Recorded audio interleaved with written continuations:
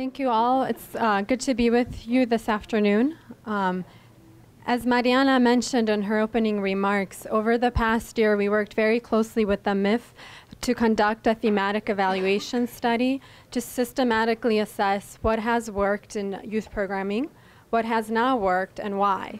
I just want to mention we collaborated very closely with the MIF and worked closely with Mariana and the team. And the RTI team included Andrew Baird, our director, and Jimena Artiega, one of our field consultants. And so this was really a team effort all around, and they're here available for questions later as well.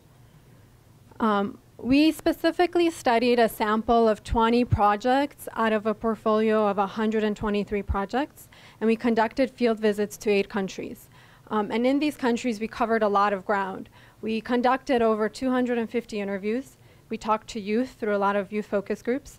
We talked to employers, of course. We talked to government officials, and we talked to a lot of project staff. In addition to this field work, we also did a systematic assessment of previous final evaluations and some of MIF's documents on these projects. We looked at a few other seminal studies in entrepreneurship and workforce development, and we collected output and outcome indicators across these projects to try to identify what the patterns are. The project design was thematic, and it looked across 5 key dimensions. In order to kind of focus our remarks, we're only going to be talking about 2 of those dimensions, particularly lessons learned in program design and implementation and effectiveness. To start with, we're going to focus more on the employment side. And to start with, the most important thing to mention is that by and far, what works with these programs is the comprehensive nature of workforce development. You know, every project the MIF supports has the key ingredients in place. They work on skills training, both in vocational training and the life skills. They help youth gain real-world experience in internships. They focus on job matching and job placement services and job counseling. You know, as to kind of refer back to Fiona's opening remarks at the start of this conference, you know, these are some fundamental ingredients that go into a lot of programs. They take different combinations depending what context you work in with what youth populations, but there is a lot of consistency and similarity. There is little knowledge in terms of what works best and what combinations, though. You know, a lot of training hours and emphasis on individual components are done through experimentation and trial and error. And moving forward, you know, as is in the MIF's youth strategy, one of the areas they like to emphasize is using the new tools we have in program evaluation in order to build more empirical evidence in terms of what combination of program elements work best depending on what environment you're working with and with what youth populations you work with. So to go a little bit more deeply in a few of the areas, we want to start with labor market assessments.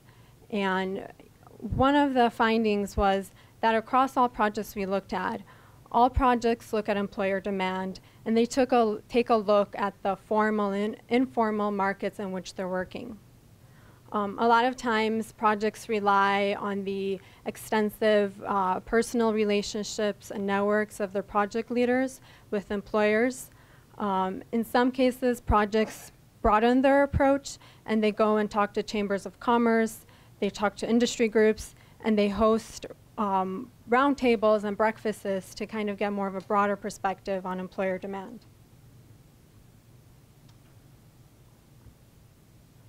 This approach is cost effective, and it's practical, and it covers ground and really gets a sense of what employers are looking for in terms of skills, and it gets a commitment from employers that they will take these trained youth and they will give them an internship and hire them in new hire positions at the entry level. One of the things in the new strategy for the MIF moving forward is building the capacity of projects to also be able to conduct more formal labor market assessments, which is very difficult to do and costly. But one way this can be done is to build capacity of projects to look across labor market data from universities, from government statistic offices, and to even design some larger scale surveys that cover broad representation of employers so they can look at looking at which industries are growing and where are the jobs in terms of skilled jobs, which parts of the economy really capture a large percentage of lower skilled labor and informal work, and then which parts of the economy are stagnating, and we shouldn't focus our efforts on those because there will be no jobs 10 years out.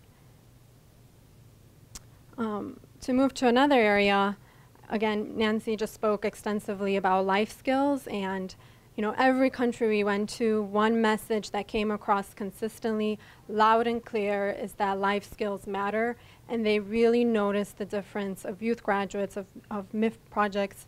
They're set apart from their peers in terms of they have a positive attitude at work, they show up on time, they know how to work effectively with their peers, and they're very eager to learn new things on the job. This was something also when we talked to youth, when we went to focus groups and kind of got their perspective on what worked. One thing that really stuck out in their minds as well was the life skills training, particularly in terms of goal setting and kind of looking forward to the future. Particularly in a project in Guatemala that works with at-risk youth, particularly youth at risk of joining gangs. Every single youth that goes through this project sits down and writes a life plan and thinks about what they want to achieve, in the next 5 years and kind of looking forward for their life goals. As such, life skills have really been at the forefront of MIF's leadership and youth employment. And they've experimented with approaches in youth and sports, and Daniela is an example with her soccer skills, with performing arts, technology, and use of role models. Moving forward in the new strategy, as Nancy was talking about, there'll be further innovation on trying to test new partnerships with government and employers, and incorporating more mentoring and community service in the life skills. Another area that we think is important for us as a field is to think about also putting life skills on a research agenda and thinking about, sort of a couple of studies have come out, and we observed this ourselves in this study, that what's missing in life skills is a classification scheme for skills to determine which ones are really universal. Critical thinking sort of comes out loud and strong that that's relevant for all youth of all backgrounds. B, which skills are more case specific, particularly when we're talking about out-of-school youth or at-risk youth. And C, which ones are context relevant on specific occupations and sectors. So just as an example, when we think about some of the jobs we're preparing youth in these different programs, a lot of times the focus will be on sales jobs, retail, customer service, and skills like listening, positive attitude, and strong communication skills are very relevant when we're training youth for these kinds of retail jobs. There's a lot of, the IYF Entra 21 program focuses a lot on ICT, and some specific jobs they train youth for are computer programming.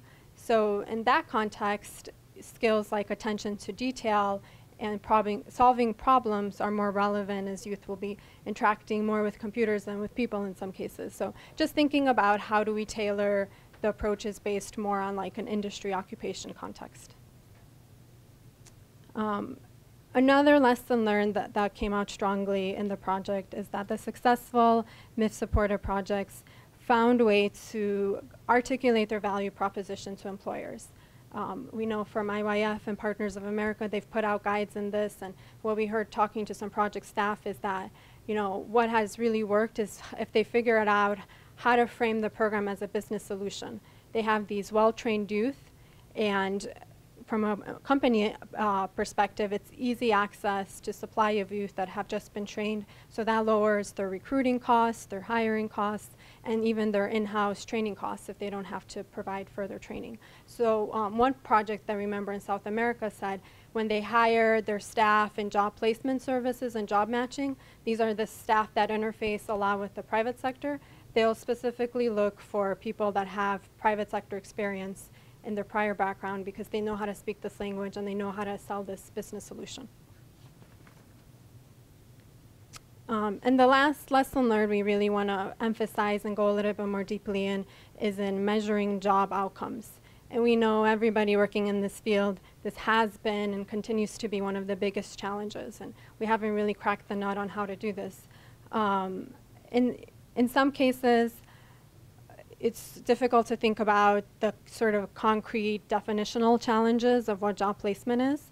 You know, are we measuring youth at the time when they finish a program? So who has a job when they're done with training? Other programs have taken a more systematic approach, and they'll hire independent evaluators to come in 6 to 9 months after they finish the program, survey youth at the time, and capture what actual employment looks like more realistically. So that's sort of one of the challenges we face as a field in terms of figuring out when is the appropriate time to measure it. Another challenge for us as a field is also thinking about what are some good benchmarks. And we know we sort of think between 50 to 70% is a good benchmark that we want to try to fall within that range. And a lot of projects, you know, we've seen the average tends to fall in that range, but there's a lot of variation. And when we work with the youth that have the most catching up to do, we're working in the most difficult parts of the economy and difficult country situations, a lot of times we'll see job placement maybe in the 30s. So just kind of rethinking, is that a more appropriate benchmark depending on what environment you're working in? And then finally, you know, we won't really emphasize this because there's a monitoring and evaluation track at the conference that's probably talking about this from morning till the end of the day, but the need for more impact studies to be able to attribute causality and what's driving these job placement outcomes. So while we just wanted to go a little bit more deeply into some of the lessons learned on the employment side, we all also want to mention that we looked at lessons learned in entrepreneurship and in its new youth strategy. New approaches and innovations in youth entrepreneurship is really going to be at the forefront as well. And we're particularly excited for things to watch as a field. And a couple of those are looking at new scalable models and working in youth micro-franchising. Adapting industry-leading models that have potential to screen and select low-risk, high-potential entrepreneurs, and how do you tailor those for the youth context. And then finally, innovations in financial product development to fit the unique needs and circumstances of youth entrepreneurs. We're happy to take questions later in the session, and we're very excited for these new developments in both youth employment and entrepreneurship under the leadership of MIF's new strategy. Thank you.